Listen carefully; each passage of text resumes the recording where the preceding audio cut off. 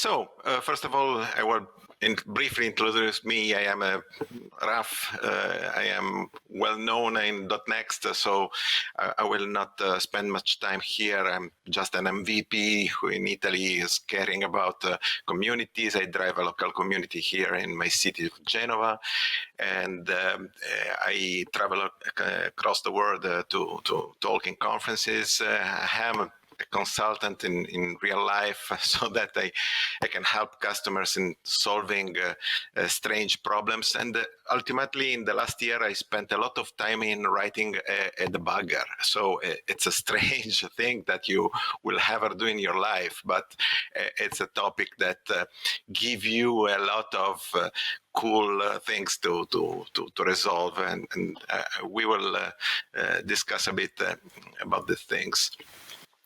I also co-authored a book about C#. So if you want to leverage the new discount code that Pact gave me for you guys, I asked a special discount code if you want to buy this book. It's a bit block I use to fix my table when it bounces back. So that's it. You can buy it directly on Amazon or on the editors directly. So that's it. Let's go with the agenda. So first of all, we will briefly discuss why powering apps with capabilities. This is very important because, a lot of people tend to face the problems right after something bad happen. We want to basically to prevent this. We don't want to have to deal with the crash dumps. So we want to catch the problems before, of course. Then we will talk about the new diagnostic client, a very nice NuGet package that is absolutely awesome to bring information that are valuable to diagnose the problems. And also the new version of CLRMD that has just been released in the next weeks, and still has a few things to be improved, but it's going great. I mean, the new version is really awesome, and we will talk also about that. And since I want to be very, very practical, and I know that can be boring to listen to a guy who is talking about diagnostic stuff just with slides, I have a very, very large demo that we will see all over and during the session, and that I have just published on my GitHub pages. So I will send you the link so that you can also experiment by yourself. And finally, in the discussion zone, we will have a lot of questions to discuss. So at development time, your best friend is, of course, the debugger. And the debugger is a very powerful tool that nobody can get rid of it. I mean, you have a lot of things to investigate while you're writing code and watching variables, performance, and so on. But as soon as unless you are using a dump, it's very rare that you want to use a debugger in production. I have seen some crazy guy doing it, but please don't do it. It's absolutely crazy. So what's the point here? You can collect, of course, dumps, but this means basically that you are already late. Your application has already crashed. We want to take advantage of the new diagnostic libraries in order to catch the problem before that. And there are, of course, profilers, which are also very valuable from Microsoft, from third parties, of course.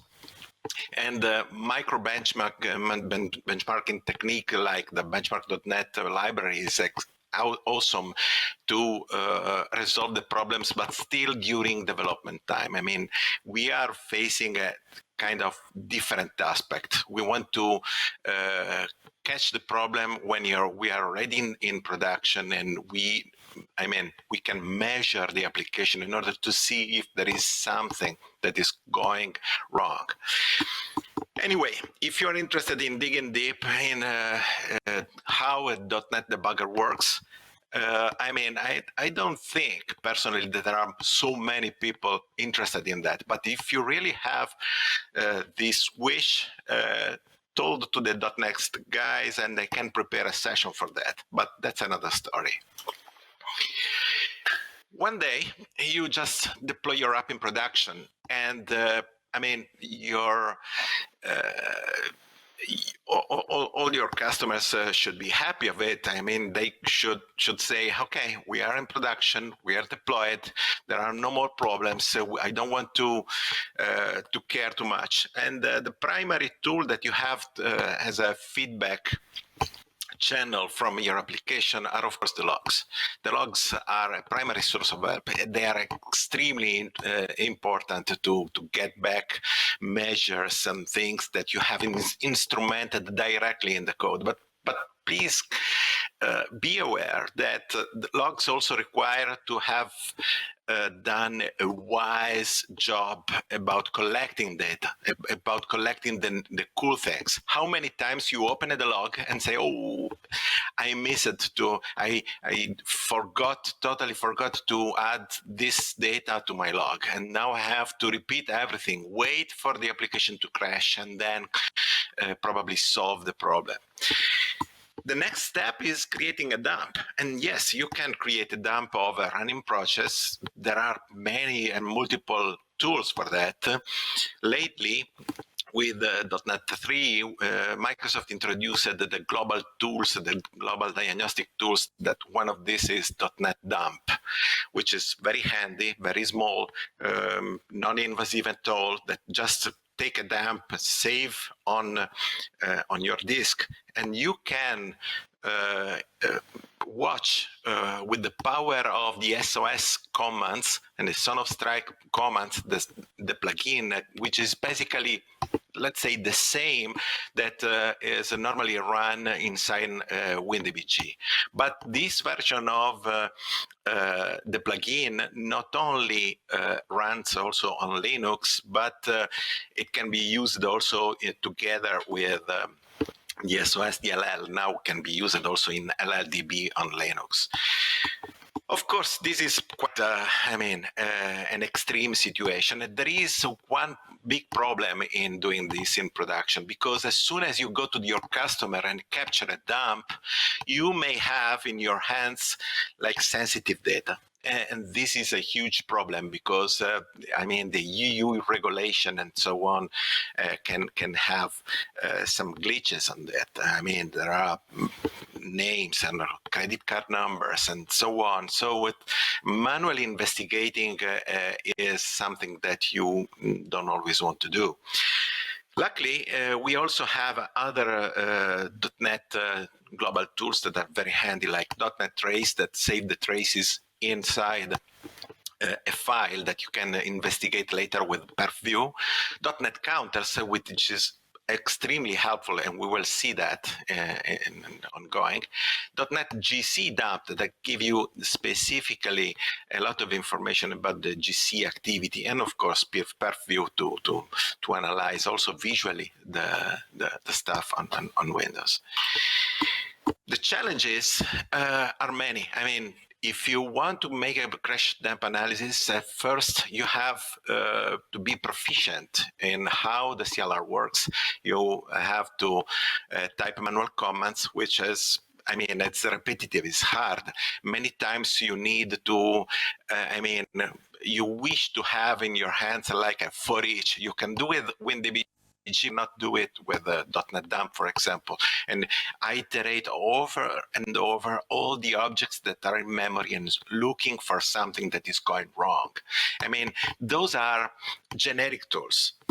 Generic tools are powerful because they cover a lot of problems, but there is a huge problem that is they don't know your application, while you can do much more, because you can use those commands to investigate to specific types, to specific objects that you know they could be the culprit all of the problem. So you have an advantage over there. And I mean, usually it's really like monkey typing. You're there, you just push buttons for half an hour, and you're just here just to know which is the object that contains a given string or whatever else. Also, another challenge is that if you dump manually your process, it's challenging to pick the exact moment that you want to capture the problem, because it can be very fast. So there can be something that is going wrong in a very small amount of time, and that is challenging. And even if you are so fast, you don't know what's happening inside your application. Your ASP.NET application is crashing. Your ASP.NET application is, if it's crashing, I mean, it's easy. You just create the dump at the crash and you're done. But if it's leaking memory over time, how can you understand what's the exact moment of if you have something that is going very slow because of an exception?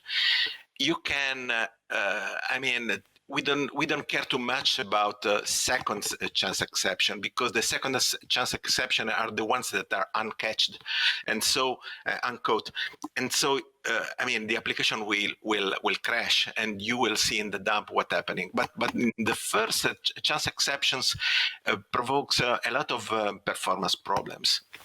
And this is where you can intervene with a programmatic approach. So human intervention may occur too late, and certain events are definitely sporadic. I mean, it's difficult to capture. And also, I already mentioned the GDPR EU regulation, and it's really a problem. At least here we have a lot of problems because of that. So what's the scenario that I want to show you, want to explain? Basically, we have process number one at the left of the slide, an ASP.core application that is running something very valuable. It's your application. It has many controllers. It has many pages, maybe controllers with APIs, services, and many things that are running. And over time, there are many things that can go wrong. And you discover that you have a lot of clients poking the application and making requests continuously. And in certain occasion, something goes wrong. That's a very common scenario. The following step that I did specifically for this demo is to create a console application as a client, because I want to stress the application that can show me exactly what can happen in certain situation. For example, this old style menu is like option number one.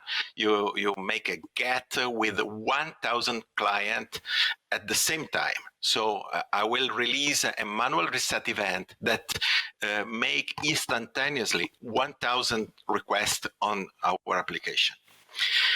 Here you see the process ID of this application. It's not very useful, but I usually, when I make tests, I want to know what's the process ID of myself. That's it.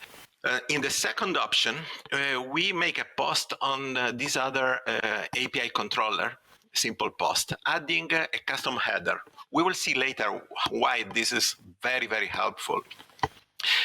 In the third post, in the third item of the menu, we have the post on the an exception that occurs like one on 25. So on every four requests, every 25 requests, I have an exception. So it doesn't happen so often, but it happens. And I have exception that I want to understand. It's why from time to time I have an exception. What's happening there? The fourth option is a slow post. So there is something that is slower than I wished, and I cannot handle it because it's so bad. I mean, the application is going slow. I want to resolve the problem.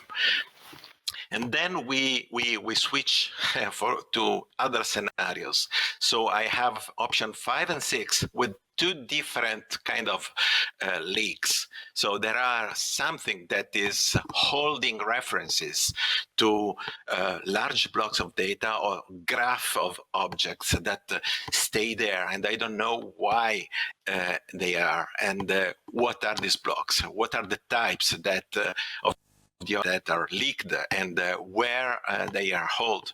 So we need to follow the roots basically, so that we find where is the holding block. And then we also have the free leaks. So I have a special option that reset these references so that we can monitor what's happening in the memory, and also GC collect so that we can force it. Please don't do it in production, but during the demo it's important to see if the application goes down with the memory. And lately, the last option is the CPU stress. This basically means that the first 4 option has a 1,000 request in one time, and the other one just single request. So a single client that is making that. That's the way I want to stress it. Okay, let's go on. Now we have the problem to understand how can we talk. How can we measure? We don't want to make to add to our ASP.NET Core application something that is too invasive. I don't want to add too many diagnostic code inside the process one, because this can be a problem. I mean, there is the code base is getting very large. I don't want to mess with the size of memory and the code with a lot of things that are of help only for me. I mean, I want to get something more. So I built a mate application, so a process that is running side by side on the same machine, that is probably spawn the process from the application, the main application itself. Why not? We can just start the process and say, hey, you have to monitor myself. And it's running on process 2. And this is running 2 important libraries that you can find in NuGet as the diagnostic client and the CLRMD, and we will talk later on. So what is there? I will switch back just for a moment. You see this arrow. This arrow means that the CLR, starting from .NET Core 3, has a built-in diagnostic server that talks on named pipes. And this diagnostic server inside the Core CLR is open for business. You can open an IPsys channel with named pipes there, connect to it, and obtain a lot of cool information that are, likely similar to the dear old ETW events, but they are part of the new event pipe. And luckily for us, we don't have to build the protocol handling by ourselves, because Microsoft created this diagnostic client to talk with the diagnostic server. So it's pretty much everything ready. It's very simple.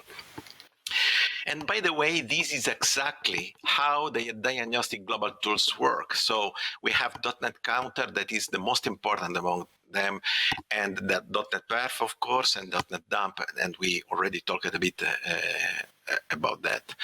So we can do more. I mean, those are generic tools, and they provide just numbers that may be important for you, or maybe not. It depends from your use cases. So it's something that they are not going to solve your problem. The new diagnostic client is extremely easy to use. So you create an instance of the client specifying the process ID. And by the way, the class has a static method that allows you to know which process are exposing the diagnostic server in that specific moment, so that you can easily take the process ID with the same library. Then you create an event pipe provider. In this case, system runtime. They are well known for people playing with the events and the .NET counters and so on. So that's it. I want to have it the most verbose information possible, so informational. I can even switch, filter out with special keywords, but I want to have them all. And I can decide parameters like the interval of sampling that I will obtain the information for this process. The second step is to open a session with those providers. This is a collection of the provider, of the event pipe provider class. So you can put as many providers as you want. We will see that I specified a lot in my demo. And then we have the event pipe source. The event pipe event source is the one that consumes the string from the event pipe. So basically it opens and deals with the protocol of commands requesting data and decoding data and parsing all the stream that is inside it. Then you subscribe to the events that you want. There is this special dynamic all that says, I want everything, okay? But you can be more specific, we will see in a moment. And finally, with this process, you synchronously, pay attention, synchronously start acquiring the data. So it's up to you to make a task run to put all this process in a separate thread, and that's it. And this is a very important point of the analysis, because the idea of the whole demo is to use trace events, so the counters that we obtained from the trace events, to trigger a diagnostic analysis. We want to have the right moment, the perfect moment, like shooting a photo of an asteroid. I mean, I want that moment. I don't want the seal and taking the sky or the stars. I want to see the asteroid, and my asteroids are here. I can count the GC memory events. I can watch at the working set of the whole process to see if it grows too much. I mean, I can see the CPU and see what's happening there. I shouldn't have such a load on CPU for just 5 users. And then I have too many first chance exceptions, or maybe too many requests per second, and so on. But this is very important. You can build your own trace event. And this can be used also to trigger a snapshot. And the idea is I want to manually trigger the snapshot from remote whenever I notice that something is not going well, and this is out of my radar. So there is something that is no memory, no CPU, not first chance exception, but I want to preserve that moment. I mean, the application is performing so bad, but those triggers won't capture it. And so even if you cannot capture, you want to trigger by yourself. And how can you do by externally triggering the diagnostic? You can use a custom event counter. So that's the first part. Before going over, I will show briefly the code so that you can observe what's the point here. So we have several projects, of course. This is the application, the ASP.NET application. What's in there?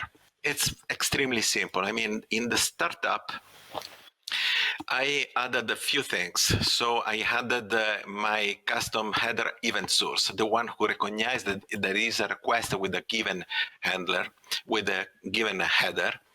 And of course, there is a middleware. And this middleware is a simple middleware, like every ASP.NET Core middleware, that if the event count is enabled and contain and the requests header contains the name that I decided for my header, I raise a trigger. So the diagnostic process will receive an alert and say, hey, there is a custom header that came here. Okay, and that's just it. I mean, it's extremely simple.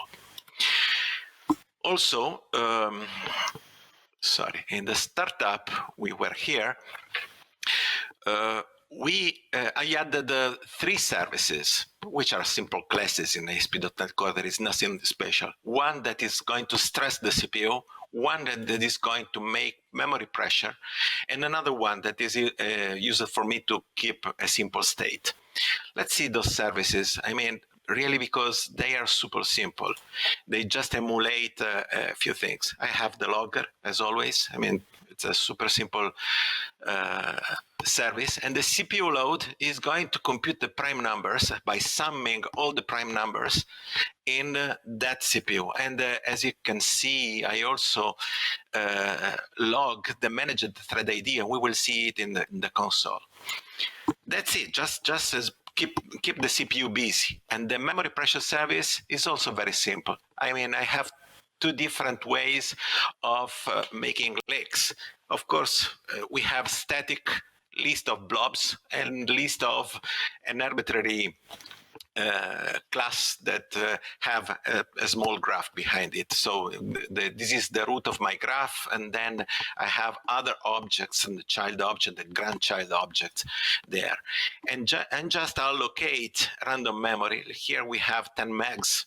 Okay, and I fill with random numbers inside it so that you can see them in the diagnostic application. And when I want to free, I free everything, just clearing the static list. And here I have the classical way to GC collect everything. So 3 times GC collect, waiting for pending finalizers, and GC collect. This is the usual way to do it, but you should not. I mean, that's just for demo. Okay, the simple state is just a way to increment a counter, and that's it, and nothing super special. The controller that we will use is the test controller, and as you may guess, that is API test. As you may guess, all this stuff receive the services that you have seen that to keep the state on, and do something on the get. I mean, here I have the get request. I have the simple post that just return, is nothing special. Exception that every 250, okay, not 25, to every 250 times more or less, we will throw an exception, a demo. Remember this demo exception, because this is important. We will see that. The slow post, okay, this is just sleeping for half a second at every time. We will see what happens. And then the leaks. So I leak in the different ways that you have seen in the service, freeing, and then GC collect, and finally the CPU load by computing the primes for 250,000, blah, blah, blah. Okay, that's it. This is our application, and I want to introduce the application. I mean, I can reset if you want. There is nothing special here. I just .NET run the test of application. At the beginning, I always print the process ID, but I automatically detect it by name, so you don't have to remember currently the ID. If we want now to investigate what's happening inside the process, you can do like .NET counters, and you can do monitor and specify the -p and go with 1800, 1,800. And you already have here something to see. I mean, that's nothing special. We are interested in more counters here, so we can continue our, let me continue our investigation with this one, because I already specified that more providers. And so we can see, in addition to the system runtime, we can see the Aspen Core hosting and also my own custom header event counter, which is pretty useful. And the other and final console application is the stress app that I already tested. Okay, that's it. So if I make a 1 and I let 1,000 requests go, you will see those are running, and you will have a lot of application here. You see 1,000 here. For a moment, see that ASP.NET records the numbers. I can repeat that. And you again see the growing of memory and more requests and so on. If I do the number 2, I do the post, and there are other 1,000. And I did 1,000 requests, and you see that the sampling sampled half the request, 500, and then in the following one, in 1 second, you get the other 500. That's it. So you see, it's a pretty common scenario, and we can leave this here if you want. So what's the point? We already have the diagnostic. What can we do here to make it? We have this second process. This second process, I will show a UI for that because it's easier to explain to you how it works. But this is not the goal of the session. I mean, the UI is cool, is nice, but frankly, the most important point is that this should be like a service application running side by side to this, maybe a console application with nothing else that sampling and analyzing. Of course, we want to automate this process, okay?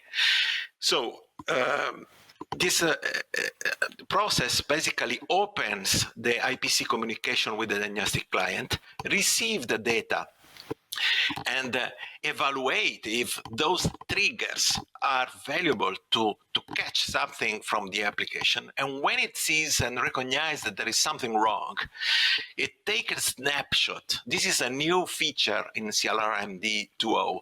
Before you could attach a process, but if you attach a process, you stop. And this is a deploy, is in a production system. We cannot just stop the process. It's a tragedy. So the main problem here is to take a snapshot, which is very fast, and we will see how fast it is, and analyze this in-memory snapshot of the application and evaluate what's going wrong there. So this is freezed basically, but meanwhile, your clients can continue to use the application. And that's the extremely valuable situation that you have. And finally, you can run also an application as it was a dump. So, I mean, if you want, you can also take a dump, of course, and analyze the dump. But the snapshot is very precious because it can go on and on. So let's see it. I mean, we want to understand how it works. I will run my diagnostic UI application here, which is a WPF application. And please, I didn't use the super best practices and with WPF. I love MVVM, but I prefer to use event handlers and so on for various reasons. One of these is that should be comprehensible from all of you. I mean, maybe someone of you is not familiar with MVVM, and that can make the code quite crazy with all of those bindings. So this is the simplest possible application there. And we have few things. The first one is to open a dump. So I can investigate over a dump that is already there, and we will see in a moment there. Then we can monitor a process. And this is important. I mean, is what the diagnostic application should do. So I can take the process. You see the test web application with this PID that we used a few minutes ago. Okay. And I start receiving those events from the communication channel. And if I go to the stress application and I start poking at the application, of course, I see the numbers changing. The CPU is increasing, the working set is growing, the number of HTTP requests for a few moments, you see 1,000 seconds, and so on. If I go to the second option, the one with the custom header, you will see here 1,000 requests with my custom header. And that's very nice. Also, if I, for example, make an exceptions, and you see, I instead of monitoring the number of exceptions per second, I decided to see the exact nature of the last exception. And I received this demo exception. This is important because there may be some special exception that you never expected they happen in production. But if they happen, you want to see what happens inside your process. And this is a perfect trigger, okay? So, if I run this, for example, with one several times, I mean, I can really stress the application for a while, I can finally snapshot the process. This snapshot enables me to make queries. And you will recognize here the dump heap stat. What is there? If you are familiar with SOS, you know that there is the dump heap command, which is extremely valuable because it is a command that gives you the possibility to analyze what's going on in the heap. And in the heap, there are many things that are valuable because you obtain basically a list ordered by the type, which is the column is MT, so it's a method table. Then there is the type name, of course. You have the number of objects that currently are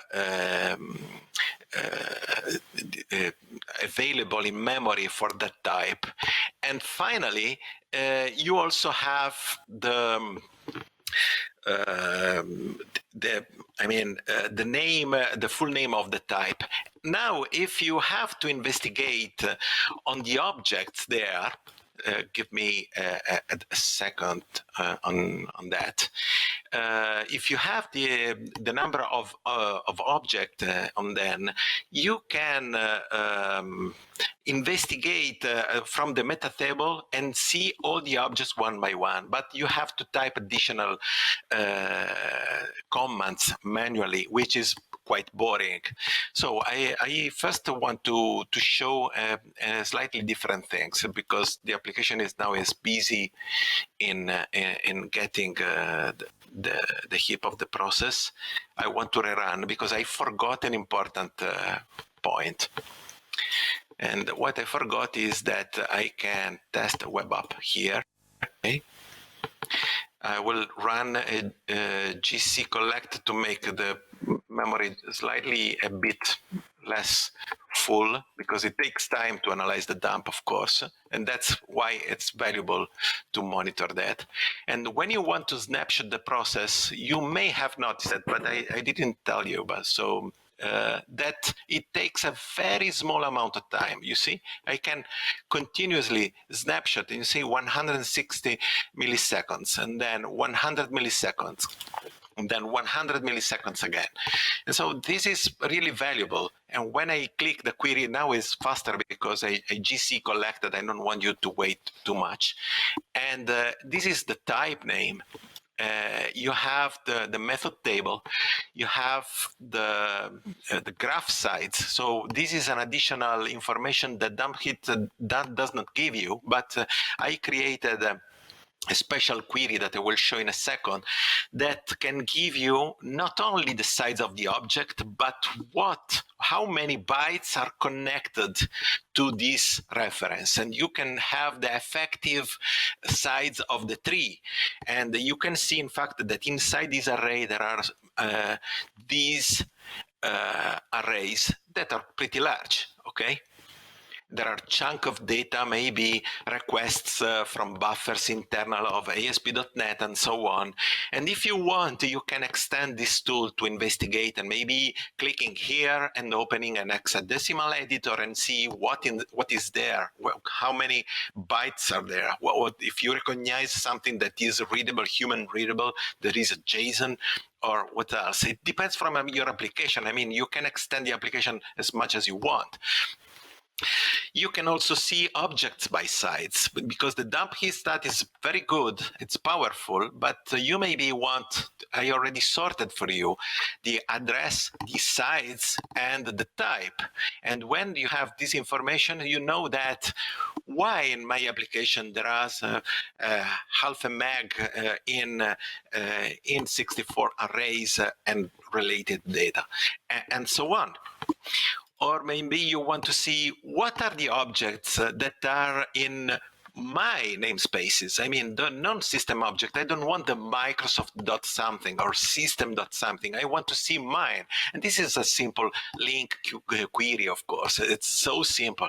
The idea that I built this diagnostic, CLR diagnostic, it's pretty large, is to expose CLRMD in a way that it's fully queryable with some very valuable query ready to use. And so, for example, in the SOS source, you will find the dump heap stat source. Opla. Where is that? I close it like this. Okay, let's put it there. And you see, dump hit stat, what is doing? It's taking objects, which is an object there, and is just enumerate the objects, but it also caches. And this is why the demo before took a while before getting all the objects. It takes a huge amount if there are really a lot of objects, caches it so that you can do multiple queries at a time. It group by type, it selects the few things that are very valuable. It creates the sum of the entire graph so that you can effectively see how all the objects, and you know the entire objects, how much they take, and you can restrict the size given the amount that you want. By default is 1024. For the demo I show everything, and then I order it by total size and name, and this is the result of the dump heap stat, of course. This non-system object by size is another interesting query, which is here I say in the analysis. Yeah, in the analysis I have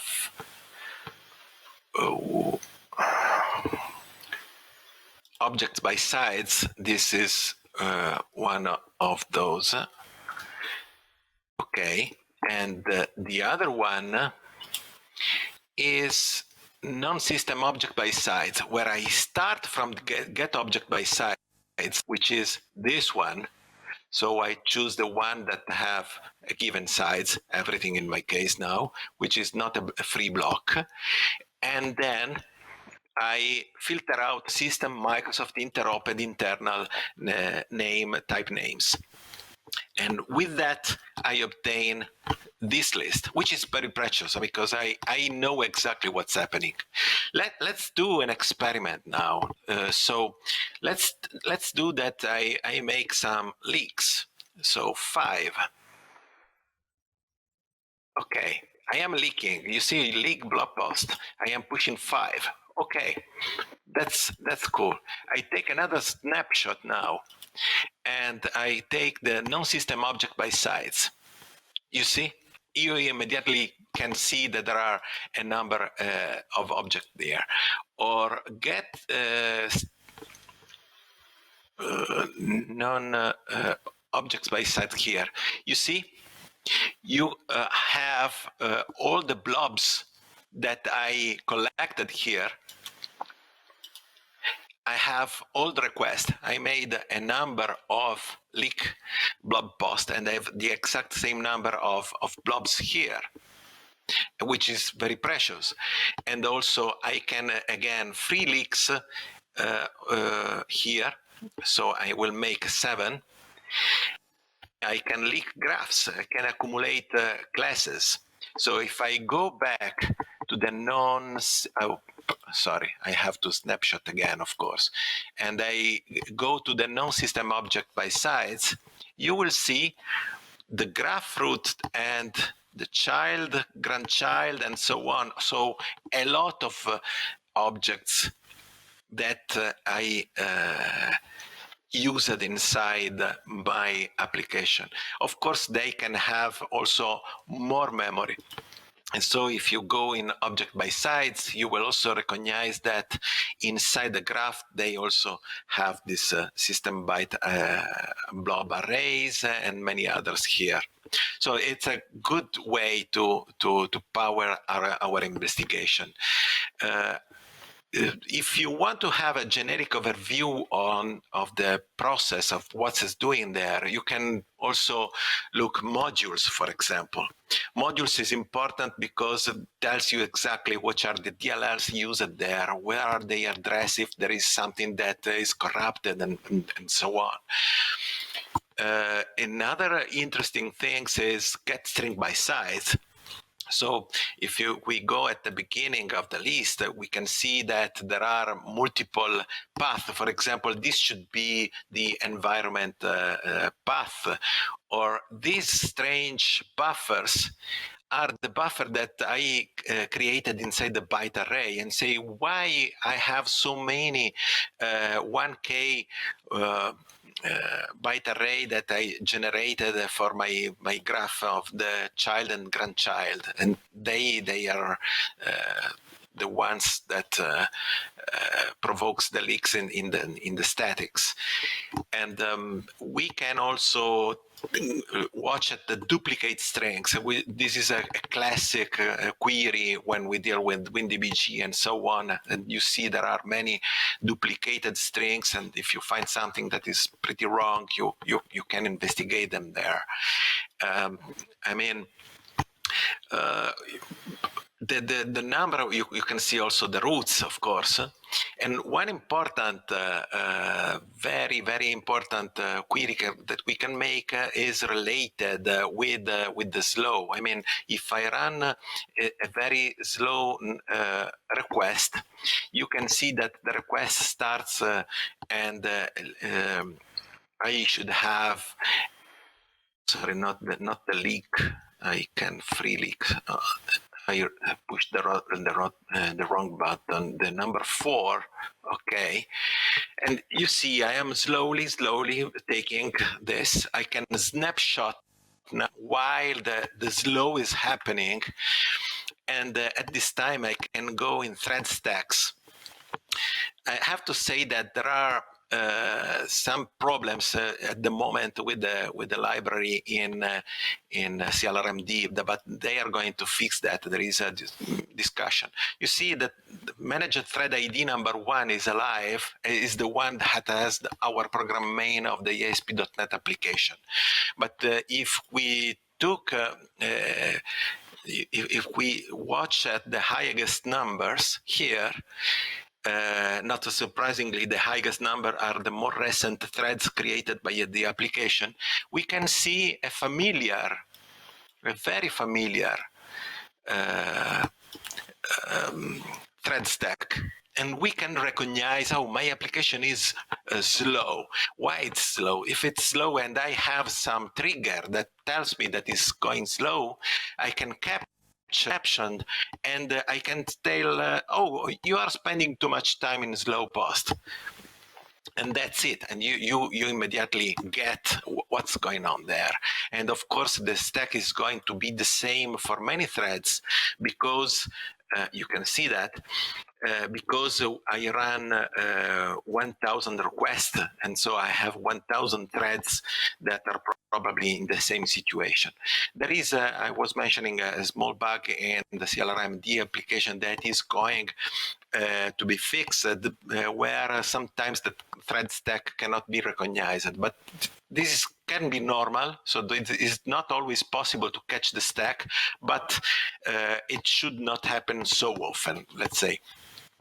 And here you will also see socket exceptions, because many controllers are going to go in timeout when they are I mean, that's totally normal, because you received 1,000 requests, and after a while the socket expiry and the IO operation is closed forcibly. But this is an internal exception of ASP.NET, and you can filter out that for your use, so it's not a big deal.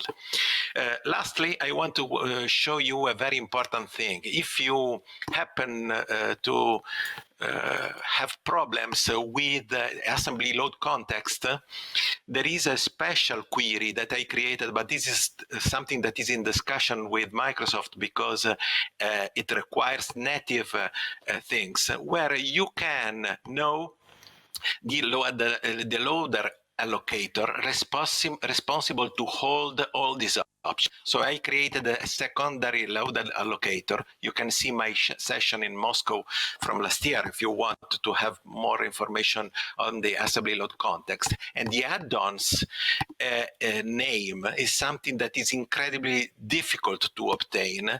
You can obtain it just typing manually the fields of the C++ classes. So I did it with the help of Microsoft, but it's not reliable until they made some changes in the EIC library. So you will have to wait for a while before having it programmatically. Let's go back for a moment to the ending slides, so that we can have more information on the new CLRMD 2.0. CLRMD 2.0 is a diagnostic library that is used to understand the internal structures of the CLR.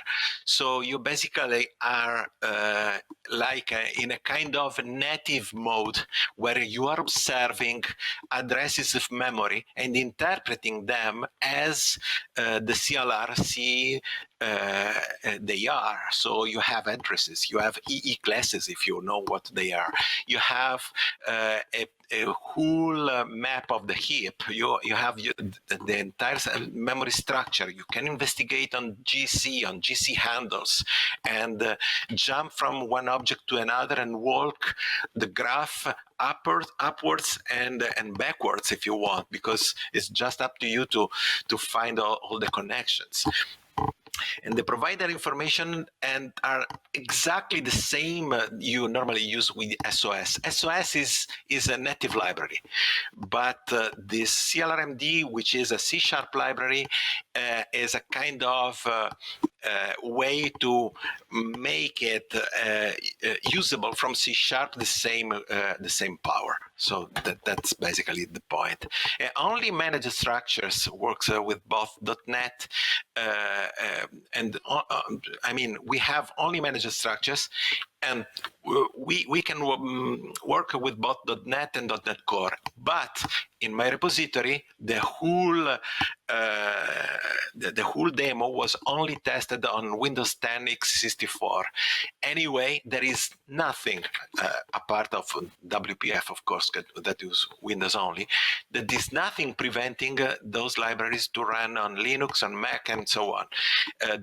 There may be few things to fix, but basically is everything works with both .NET and .NET Core, and that's it. And the information retrieved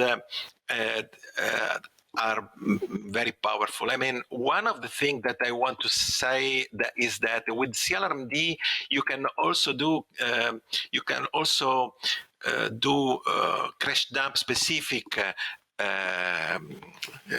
investigations. For example, if if a second chance exception happens, that will provoke a crash in the application, and that crash can be captured in the dump. And when you go and use the command PE inside SOS, you will have the print exception, which is the exception who caused the problem. Of course, you don't have this in the snapshot. In the snapshot, you just figuring out what is going there, which is a moment that is slightly later, the moment you sampled the trace event. And then memory handles GC, investigation, COM, whatever you want. Everything is there. What's next? The CLRMD is still in progress. The Grit Lee Culver is investigating a lot of new features. He also created the diagnostic runtime utilities assembly way. It's a NuGet package. Sorry, it's a NuGet package that is a kind of further abstraction similar to mine. I just discovered that few days ago, and I started contributing this Microsoft Diagnostic Runtime Utilities with the code that you have in the demo. And a couple of things just made it and are already inside this. But the package, the NuGet package, is not updated yet.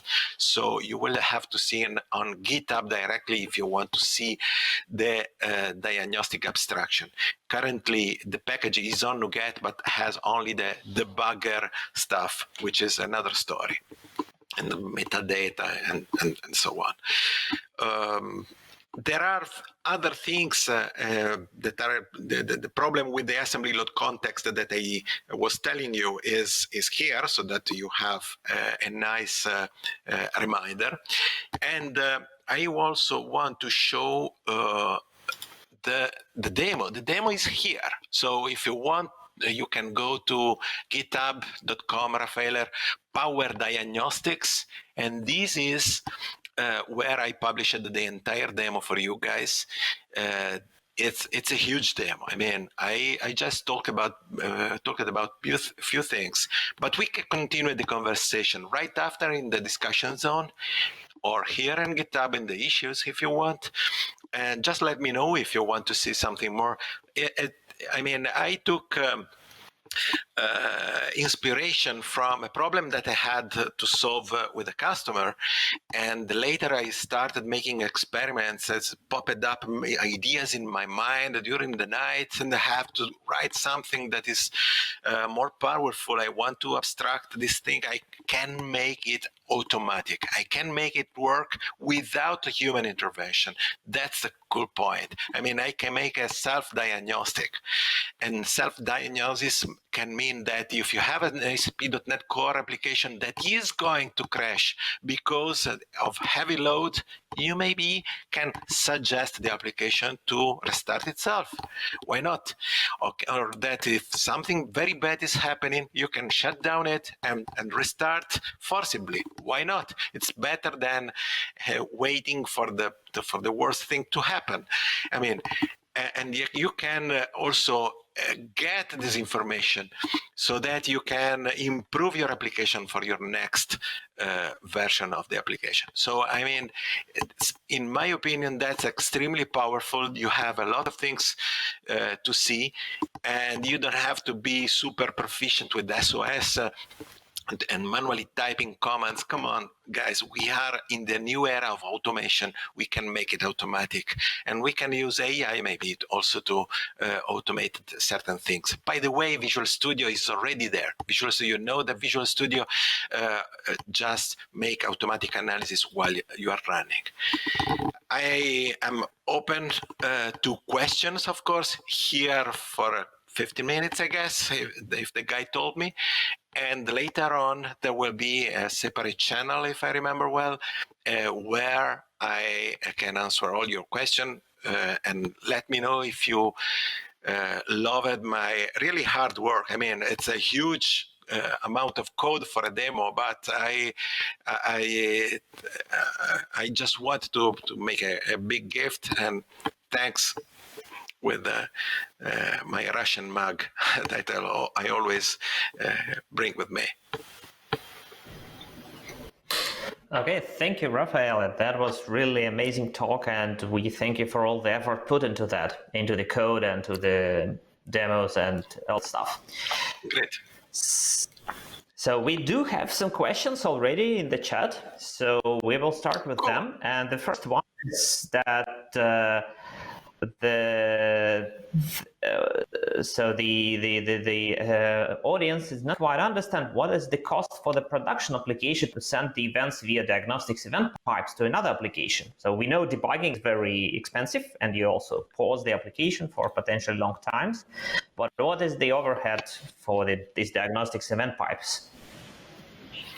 Okay, that's a great question. Basically, you may have already used the performance monitor in the past. I mean, since the very first steps of Windows NT, we had the performance monitor, and we used it to see how the application was performing in production. And it was very, frankly, the only instrument that we always use to avoid installing anything that could compromise the server. We are using a similar infrastructure. The new event trace events are super lightweight, and they are not synchronous. So you will receive events that are not blocking the application, so you don't have the chance to stop the application while it's ongoing. They are counters that you can decide also the frequency. I decided 1 per second, but you can increment or decrement this number depending on your will. Or you may have also counters that are not going to be sampled, but you receive as soon as they come, and they are not millions. I mean, they can be just hundreds. So you can tune, but basically it's the same infrastructure that never had problems in the past 20, 30 years. So it's a super lightweight. Its purpose is exactly not to have a big impact on the application. It's nothing can be compared to a debugger. The most impacting operation is the exact moment when you take the snapshot, which may vary among 100 to 200 milliseconds. That's quite huge, I mean, in a clocked measurement. But if you have problems, if you believe that it's worth to take that occasion instead of restarting, of crashing the application, your best option, 100 milliseconds, that's not that bad, even for a live application like a ASP.NET Core application. Okay, actually, you see me answered the question that was the next one about this snapshotting cost. And is it these 100 or 200 milliseconds, like for application of almost any size? And it's purely on the production application side, so it does not depend on the diagnostics application, or part of this time actually is taken by the diagnostics application and does not affect the production one. So you see in this part of the application, process 18100 snapshot took 117 milliseconds. This is the effective time when you are impacting your application. From now on, everything is just the diagnostic process. You are not affecting in production anything else. Once you freeze it, it's just another subject. You are not interacting with the active processes anymore. The whole point of the session is just having this bidirectional channel. From one side, you want to use those three events, the upper part with the diagnostic client, to have triggers. I want to be informed when something is going to be very wrong, and I get the triggers. And when I want to trigger an analysis, I don't want to impact it with the random application. So I take the snapshot. The impact is just 117 milliseconds. And as soon as I got the snapshot, I investigate on it as it was a dump. One of the questions I made to the maintainers of CLRMD is the ability to save the snapshot on disk as it was a dump. And this makes a huge difference because if there is something that is not going well in your application, you basically will do several snapshots every, let's say, 1 hour. And you don't want to accumulate gigs and gigs of data on the disk. But you want just to capture the moment, analyze it, and if you recognize that there is something that is something that requires a human intervention or something that you want to further investigate because it's a special moment, you were so lucky to have captured the right moment at the right time. At that moment, I want to save the snapshot as a dump. And in fact, I was said that this is possible. It's quite tricky, but they will do on my request. It's extremely valuable. Let me also add one further point. The snapshot is also done the same way, just copying, let's say, the process data to another frozen object process.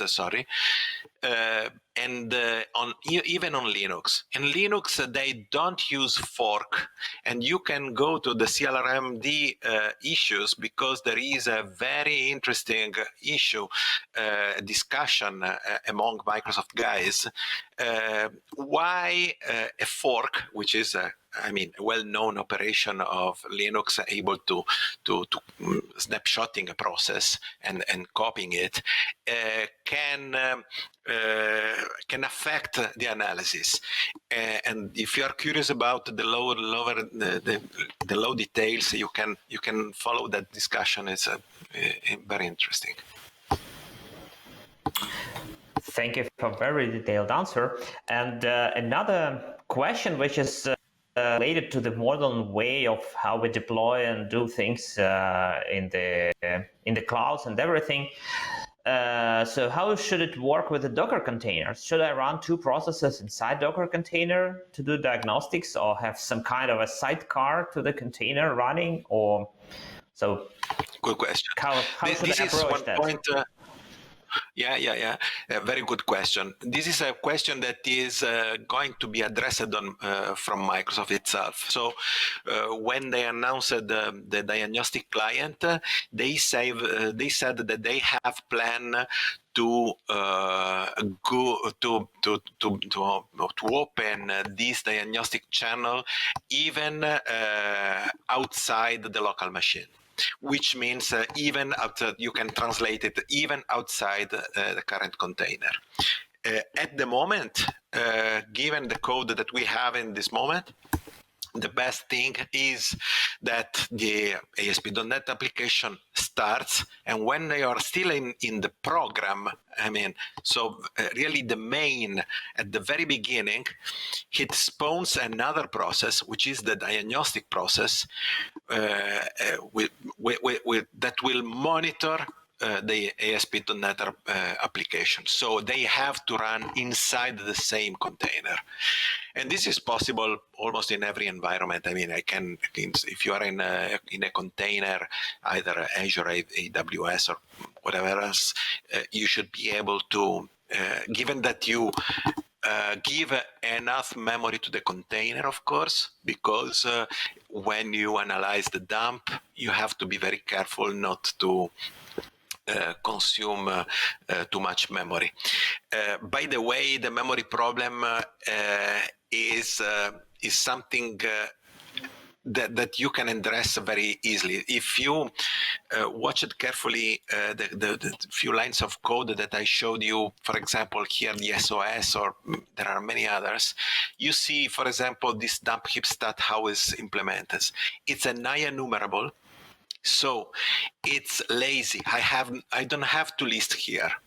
Okay, it's I had to put the to list here because I want the sum, and so I avoided to iterate multiple times on the objects. So okay, here is necessary, but on all the other objects I don't have to list, and here I have minimum total size just to avoid the great majority of the amount of objects in memory. And point number 2, this is a value tuple. So I explicitly didn't want to create classes to keep this result information. I worked with tuples in order to keep the memory of the client consuming the diagnostic information as low as possible. Of course, the thing is different here in the interactive WPF application. In WPF, you want to have speed in analysis, and so the small amount of time, the amount of time that you see that I can spend when I click dump heap stat and I wait. Why I am waiting here? Just because it has to enumerate all the objects, all the tree, everything, and it takes a while, of course. But this is a UI specific problem. If I make another query, it's basically instantaneous. And I don't have to wait so much. By the way, this query is probably the number one that you want to run when you have a leak, because these static fields are the roots.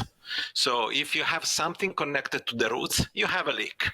And here we are with just a single query, you have the leaks in your application. Excellent. So I think we have less than 1 minute in the live, so we should say thank you, Raffaele, for the great talk. We are eager to see you on the next conferences as well, and see all your efforts to be included into the Microsoft tooling as well.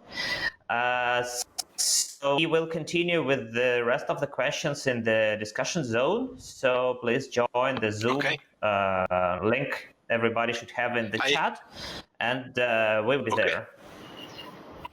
I close this one, right?